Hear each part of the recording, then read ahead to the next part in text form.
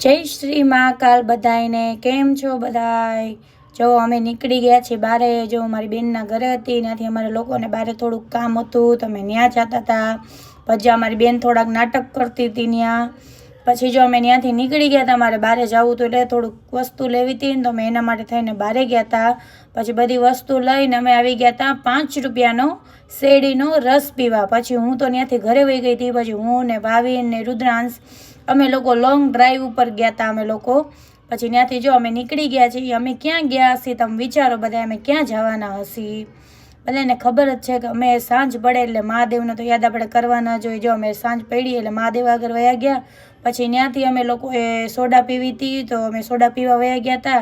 પછી રુદ્રાંશ ત્યાંથી રેસકોર્સમાં જવું હતું, તો અમે ત્યાં એને થોડીક વાર ચક્કર મારવા લઈ ગયા હતા. પછી ત્યાંથી ઘરે આવી અને સોડા લેતા આવ્યા હતા. તો ઘરે આવી સોડા પી અને થોડીક વાર ટીવી જોઈને અમે લોકો સૂઈ ગયા હતા. બાય.